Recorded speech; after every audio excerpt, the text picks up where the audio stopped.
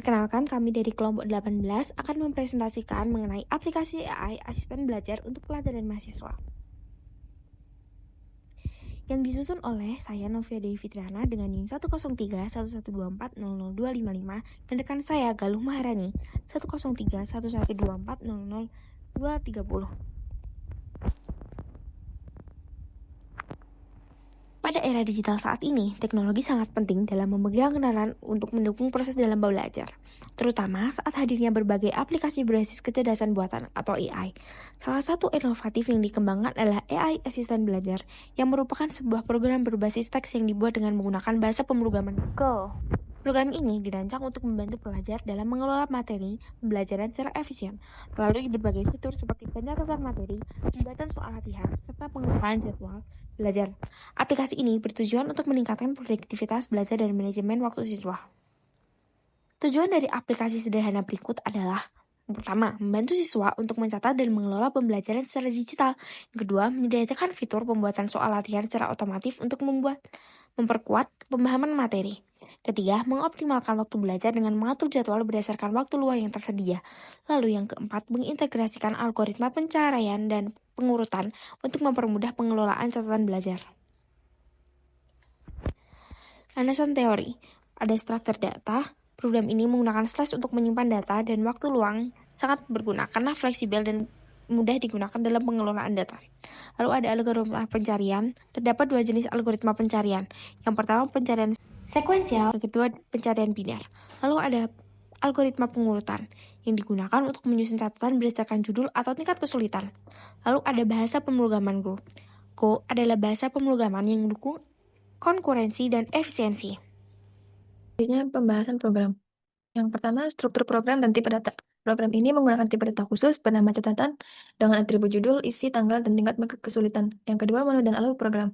Program menampilkan antarmuka menu CLI dengan beberapa pilihan fitur seperti tambah, ubah, hapus catatan, cari materi, dan lainnya. Yang ketiga, fungsi tambah, ubah, dan hapus catatan. Fitur ini menangani penambahan data ke slide, pembaruan data, dan penghapusan elemen berdasarkan indeks. Yang keempat, pencarian materi. Menggunakan pencarian sekuensial dan pencarian biner untuk menemukan catatan berdasarkan judul. Yang kelima, pengurutan catatan. Catatan dapat diurutkan berdasarkan judul atau tingkat kesulitan untuk kemudahan pencarian dan tampilan. Yang keenam, manajemen waktu luang dan jadwal. Pengguna dapat memasukkan waktu luang. Program kemudian mengatur jadwal belajar berdasarkan data catatan. Yang ketujuh, pembuatan soal latihan. Fitur ini memilih catatan secara acak dan membuat pertanyaan untuk mengulang belajar. Selanjutnya adalah tantangan dan solusi. Yang pertama, pembuatan soal latihan otomatis. Soal yang dihasilkan secara acak seringkali tidak relevan dengan kebutuhan pembelajaran aktual. Solusinya, pemilihan soal didasarkan pada catatan yang memiliki tingkat kesulitan tertentu agar soal lebih sesuai dengan tingkat pemahaman pengguna. Yang kedua, penggunaan bahasa pemrograman Go. Bahasa Go tidak memiliki banyak pustaka langsung untuk pengolahan teks atau antarmuka grafis. Solusinya, fokus aplikasi diarahkan ke antarmuka, berbasis teks, dan memanfaatkan keunggulan Go dalam pengolahan slide dan efisiensi runtime untuk operasi dasar.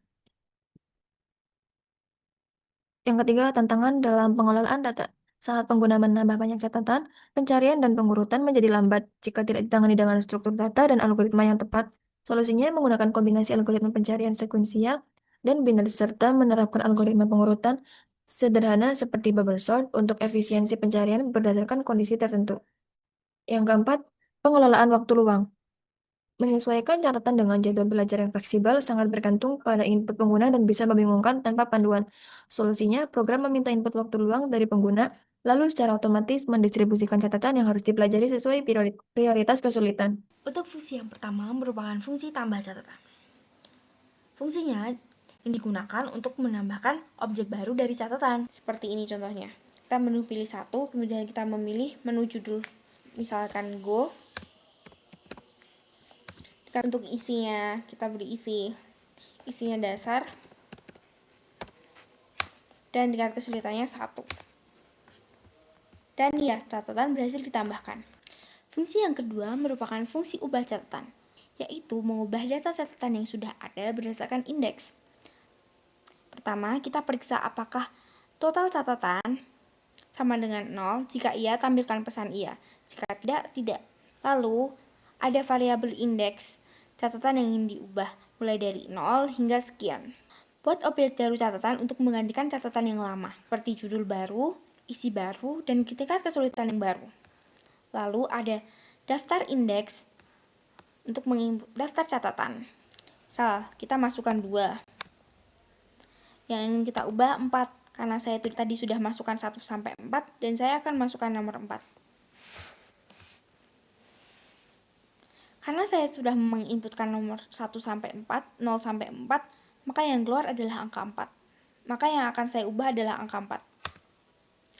Judul yang baru, array. Isinya slice. Dan tingkat kesulitannya 4. Kemudian, ada hapus catatan. Fungsinya adalah menghapus catatan dari daftar berdasarkan indeks. Yang pertama, kita memeriksa apakah total catatan sama dengan 0. Jika iya, tampilkan pesan dan keluar. Dan kita masukkan lagi variabel indeks catatan yang ingin dihapus sama seperti tadi, 0 sampai sekian. Periksa apakah indeks tersebut valid atau tidak. Jika tidak valid, akan mengeluarkan indeks tidak valid. Lalu menggunakan append dan slicing untuk menghapus elemen dari slice dan menampilkan catatan berhasil dihapus. Akan masukkan nomor 3. Yang kita hapus adalah nomor 4. Dan nomor 4, fungsi tampilkan daftar catatan. Menampilkan semua catatan dalam bentuk tabel yang ada. Yang pertama, seperti biasa, kita cek apakah total catatan sama dengan 0. Jika iya, tampilkan pesan dan keluar. Dan kita mencetak header table. Kemudian melakukan loop for untuk menampilkan setiap catatan. Panggil fungsi potong isi untuk membatasi panjang catatan agar tetap rapi. Lalu kita masukkan fungsi nomor 4. Lalu kita coba masukkan fungsi nomor 4. Dan ya, catatan berhasil tersusun dengan rapi. Untuk yang nomor 5 adalah fungsi regenerate soal latihan. Fungsi ini membuat soal latihan dari semua latihan yang ada. Periksa lagi, apakah total catatan sama dengan 0? Jika iya, maka akan menampilkan pesan dan keluar.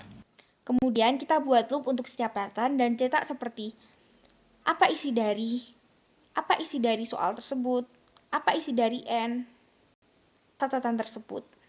Kemudian kami membuat loop untuk setiap catatan dan mencetak dengan soal seperti apa isi dari. Di contohnya, apa isi dari go, apa isi dari variabel, apa isi dari if, dan apa isi dari for. Baik, di sini saya akan melanjutkan untuk coding, untuk menjelaskan program yang selanjutnya.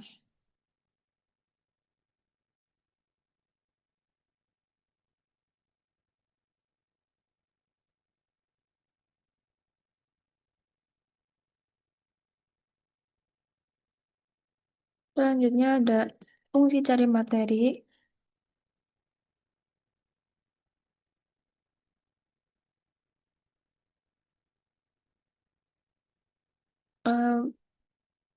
Format print atau masukkan kata kunci untuk menampilkan pesan agar pengguna memasukkan kata kunci pencarian. For kunci string untuk mendeklarasikan variabel kunci bertipe string untuk menyimpan input pengguna. Lalu format scanline untuk membaca input pengguna dan menyimpan ke variabel kunci. Lalu ini untuk membuat penanda awal bahwa belum ditemukan hasil pencarian. Lalu selanjutnya untuk melakukan perulangan terhadap seluruh catatan atau daftar catatan. If string digunakan untuk mengecek apakah kata kunci ditemukan di judul atau isi catatan. Format print menampilkan catatan yang cocok dengan kata kunci termasuk indeks, judul, dan tingkat kesulitan. Selanjutnya, ini untuk menandai bahwa minimal satu catatan ditemukan.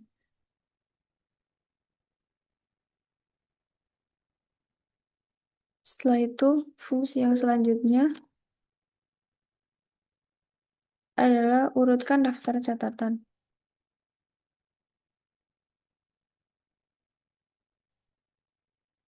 Format print digunakan untuk mengurutkan berdasarkan tanggal dan tingkat kesulitan. Variabel opsi untuk menentukan pilihan. Lalu pada case 1 menggunakan bubble sort digunakan untuk jika tanggal catatan ini lebih besar dari tanggal berikutnya, tukar posisinya. Lalu ulangi proses ini hingga semua catatan terurut berdasarkan tanggal. Yang kedua, case yang kedua menggunakan insertion sort, yaitu untuk memasukkan ke posisi yang sesuai di bagian catatan yang sudah terurut sebelumnya. Jika kesulitan catatan sebelumnya lebih tinggi, bisa geser ke kanan. Selanjutnya untuk fungsi tambah waktu luang. Format print ini digunakan untuk memasukkan waktu luang. Dengan contoh, Senin pada pukul 15.00. Lalu daftar ulang digunakan untuk menambahkan daftar waktu luang. Lalu total waktu luang untuk menjumlahkan seluruh total waktu luang berjumlah 1. Lalu FMT print line digunakan untuk mengetahui bahwa waktu luang telah berhasil ditambahkan. Selanjutnya untuk fungsi tampilkan jadwal belajar. Total catatan sama dengan 0 dan total waktu luang sama dengan 0. FMT print line untuk mengecek apakah belum ada catatan atau waktu luang yang tersedia. Lalu batas sama dengan total catatan. If total waktu luang lebih kecil dari total catatan, yaitu batasnya dari total catatan. Format print line digunakan untuk menampilkan jadwal belajar. Yang terakhir ada fungsi keluar untuk pesan penutup bahwa telah menggunakan aplikasi. Contoh keluarannya seperti ini.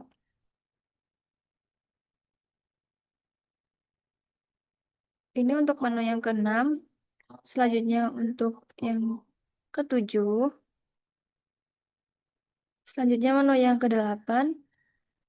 Memasukkan waktu luang dengan contoh Rabu pukul 15. Selanjutnya untuk menu yang ke-8.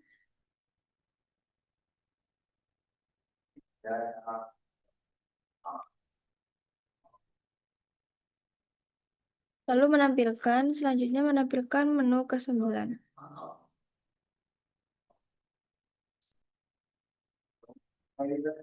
Yang terakhir untuk menu yang terakhir itu keluar.